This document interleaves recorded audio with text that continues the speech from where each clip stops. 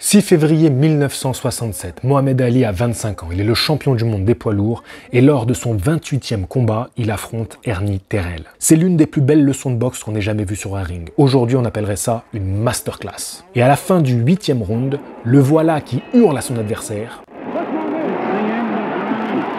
Comment je m'appelle, lui scande Mohamed Ali pendant qu'il est en train de lui donner la plus grosse déculottée de sa carrière. Ernie Terrell, valeureux, ira jusqu'au 15e round. Il finira le visage marqué et usé par les coups d'un Mohamed Ali revanchard qui avait un message à faire passer. Alors que le combat se déroule à Houston, au Texas, de l'autre côté de l'océan Pacifique, les troupes américaines sont en guerre au Vietnam depuis environ 2 ans. Ce contexte aura une grande importance sur ce combat d'unification des titres. Et là, je sais exactement ce que tu es en train de te dire. J'y sais, on me l'a déjà raconté 1000 fois cette histoire. Et je vais pas te faire l'affront de te dire à nouveau, voilà le boxeur afro-américain qui s'est converti à l'islam, qui a dit non à la guerre.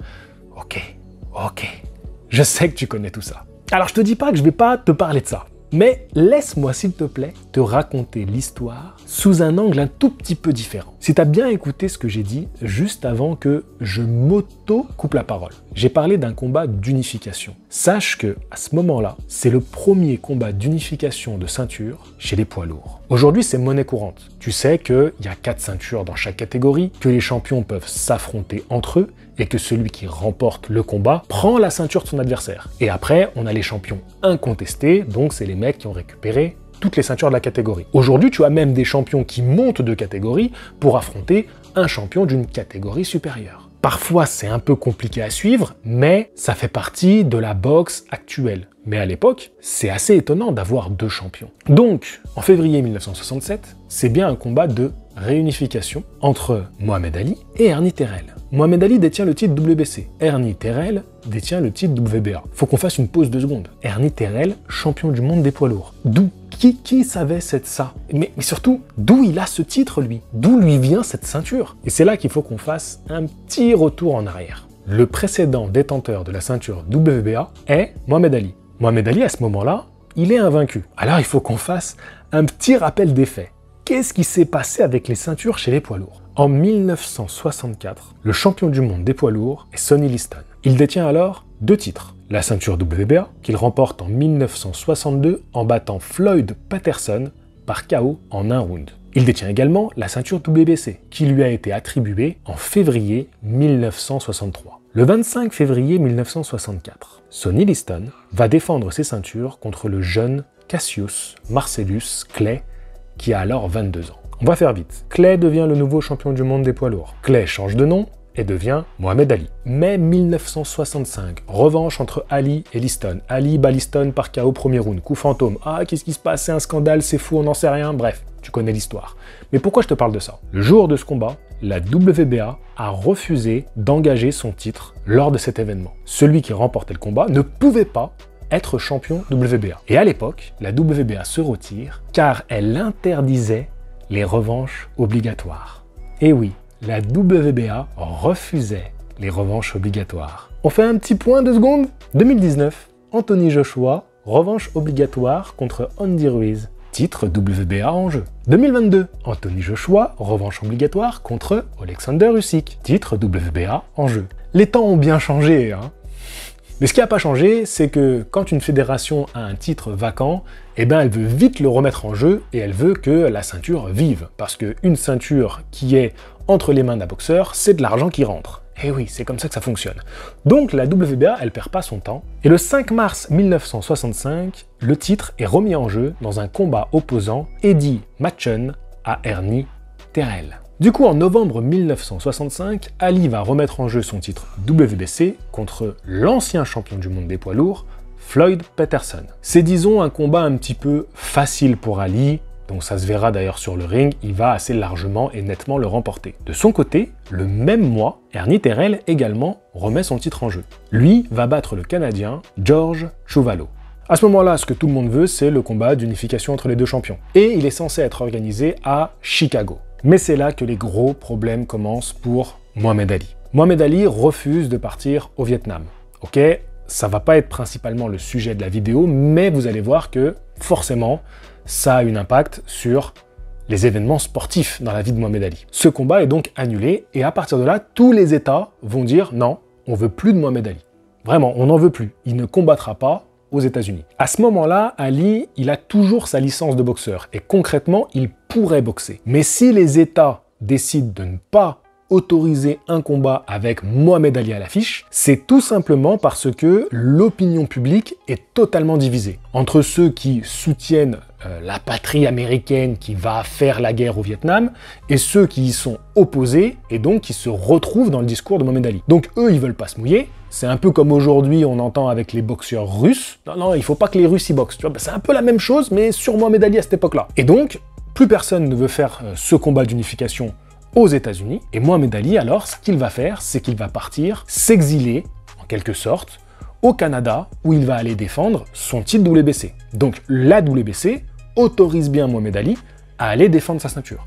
Donc, il va commencer par le Canada, où il va affronter le dernier adversaire de Ernie Terrell, George Chuvalo. On est alors en mars 1966. Suite à ça, direction l'Europe. Il va commencer par l'Angleterre, où il va d'abord faire un combat revanche contre Henry Cooper, qui est le premier boxeur à avoir envoyé Ali au tapis, à l'époque où il n'était pas encore champion du monde. À nouveau, Ali va le battre. Il affrontera un deuxième boxeur anglais en Angleterre, et ensuite il finira par un combat en Allemagne contre un boxeur local. À chaque fois, c'est une défense de titre pour son titre WBC. Le 14 novembre 1966, Ali est enfin autorisé à revenir boxer aux États-Unis. Sa victime du soir va être l'Américain Cleveland Williams. Ali va le massacrer. Parlons un peu de Ernie Terrell. Lui, de son côté, il va défendre son titre en juin contre l'Américain Doug Jones.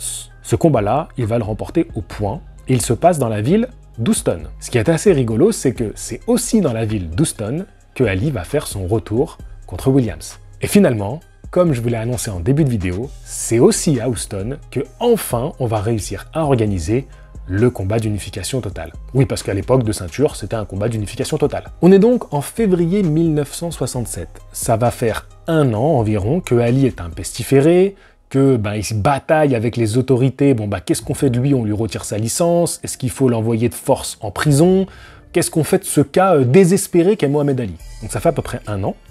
Et en un an, il a exécuté 6 combats. En fait, ça va être son 6e combat, le combat contre Ernie Terrell. Ernie Terrell, lui, son combat contre Ali, c'est son 4e combat en 2 ans. Vous vous rendez compte que entre Ali, qui a des gros problèmes avec la justice, il arrive à boxer quand même 6 fois, ça va être son 6e combat sur une période de 12 mois, c'est énorme. Et de l'autre côté, le champion, on va dire, légitime de par l'État et la fédération de boxe, le champion propre, voilà, le champion propre, on va l'appeler, lui, en 2 ans, il va faire que 4 combats. C'est quand même pas beaucoup. Ça montre bien que c'est la force de Ali, du non-Ali, qui, businessment parlant, est beaucoup plus vendeur et intéressant. C'est-à-dire que tu l'envoies n'importe où dans le monde, le mec, il peut organiser une réunion de boxe. Ernie Terrell, on va pas se mentir, s'il y avait ce cas-là aujourd'hui, on parlerait d'un email champ. Voilà, un mec à qui on a servi la ceinture sur un plateau. Si ça arrivait aujourd'hui en 2023.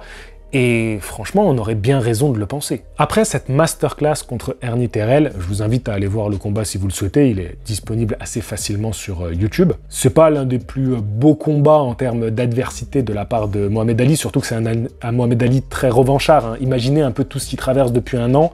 Il a envie de faire payer au-delà de son adversaire.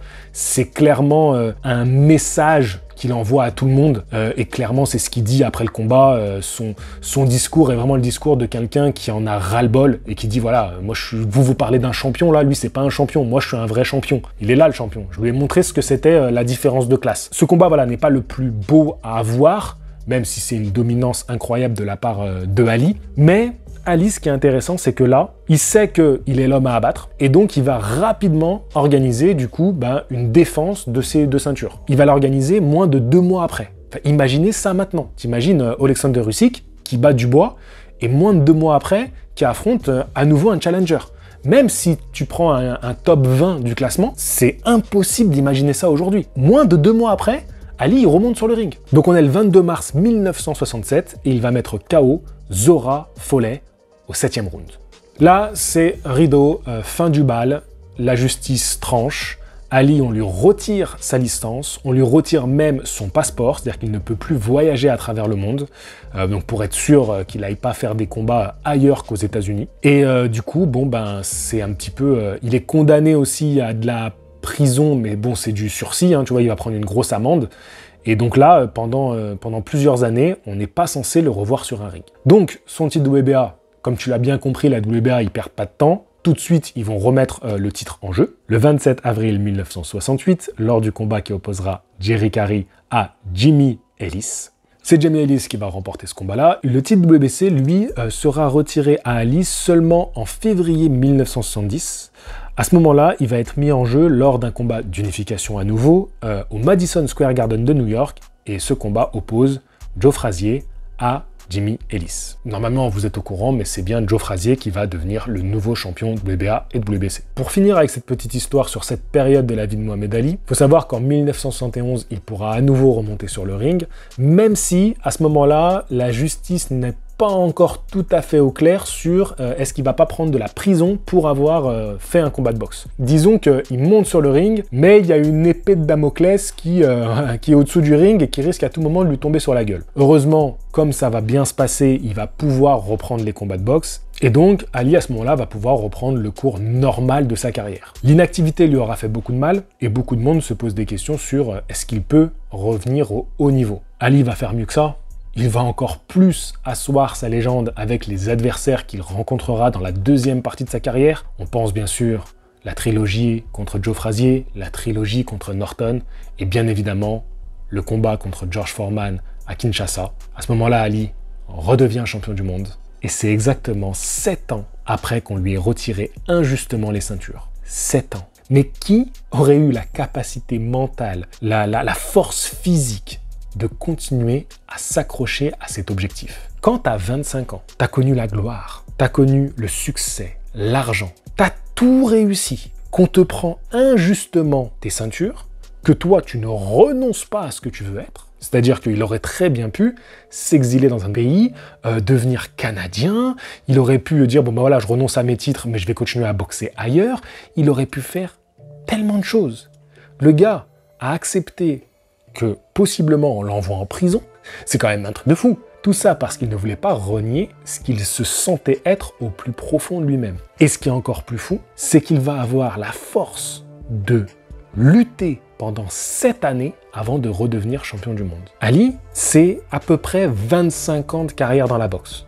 Il a fait son dernier combat, il avait 39 ans. Donc si tu prends son début de carrière en amateur, il a une belle carrière en amateur, t'as environ 25 ans sur le ring. Mais parmi ces 25 ans, on lui a enlevé, on lui a volé son prime. De ses 25 à ses 30, tu vois à peu près. On lui a volé ses plus belles années. Je trouve ça complètement fou d'imaginer la force de ce mec. Et plus je me renseigne sur Ali, plus j'apprends des choses, et plus je me dis que c'est fou en fait. Et je continue à lire des livres, je continue à regarder des films, regarder des documentaires sur lui, même à revoir les mêmes documentaires que j'ai déjà vus, et je continue à apprendre des choses. Et à me dire qu'en fait, ce gars-là, il a une carrière extraordinaire. Difficile de lui trouver aujourd'hui un équivalent, que ce soit sportivement, humainement, ce qu'il a fait sur le ring ou hors du ring. Là, vraiment, je me suis axé, tu vois, plutôt sur les événements sportifs qu'il a traversés, avec les galères qu'il a eues à côté. Mais malgré ça, pendant ces quelques années-là, ces 3 années, de 64 à 67, le gars, il marche sur l'eau. Il remporte des combats difficiles, alors qu'à côté, on ne veut pas le faire boxer. On lui fait la misère. Son titre, on le prend, on le donne à Ernie Terrell. Non mais imagine la rage qu'il avait. Parce que l'histoire retient que c'est parce que Ernie Terrell, il l'appelait Cassius Clay pendant la conférence de presse et tout. En vrai, il n'y avait pas que ça. Il y avait le fait qu'on lui a pris son titre, qu'on l'a donné à ce mec, parce que bon, il l'a gagné sur le ring, attention. Mais quelque part, symboliquement, le What's My Name, comment je m'appelle, il est bien plus fort que ça. Il va bien plus loin que le simple fait que ce mec-là l'appelait Cassius Clay pour le faire chier, tu vois. Ça va bien plus loin que ça. Tu te rends compte qu'il se battait aussi contre une fédération, une institution, la patrie, qui voulait absolument éteindre sa carrière. En vrai, réellement, c'est ça. On voulait éteindre sa carrière. Mais quelle force mentale. Il a eu 7 ans. 7 ans pour redevenir champion du monde. Il n'a pas rien fait entre ces 7 années. Hein. Il n'y a que 3 ans où il est hors du ring. Mais la bataille, les batailles qu'il a faites, C'est ouf. Moi, je trouve ça ouf et ça m'inspire énormément. C'est ça qui me plaît, en fait. C'est de vous raconter l'histoire d'un mec à qui on dit « Non, mais faut pas que tu parles comme ça. Faut pas que tu penses comme ça. Il faut pas que tu t'associes à ces gens-là. On va te récupérer ton titre. On va te prendre ton statut de boxeur. Ton métier, en fait. Ton métier, on va te l'enlever. » Et le mec, il renonce pas. À aucun moment, il renonce. Une chose est sûre, c'est que les meilleures années où il aurait pu combattre en étant en meilleur état de forme, on lui a volé. Et vu les guerres qu'il a fait après sur le ring, ça n'a pas aidé à, par contre, la maladie qu'il a eue, Parkinson. Ça, c'est un fait. Son prime, on lui a enlevé. On lui a enlevé son prime. T'imagines qu'à 25 ans, on te dit, bah non, rideau, c'est terminé. Voilà les gars, c'est ma petite vidéo sur Mohamed Ali. Cette histoire m'inspire beaucoup. J'avais besoin, là, de revenir avec ce genre d'histoire. J'espère que ça vous inspirera un petit peu. Ça vous donnera envie de peut-être revoir des combats de Mohamed Ali, les voir différemment. Et je trouve que c'est ce genre d'histoire qui me donne envie de continuer, moi aussi, à m'accrocher à ce que je fais. Comme Mohamed Ali, le matériel, tout ça, on s'en fout, tant qu'on reste soi-même et qu'on se bat pour ça. C'est ça que je veux retenir de cette histoire. Sur ce, je vous dis à la prochaine. Fighting!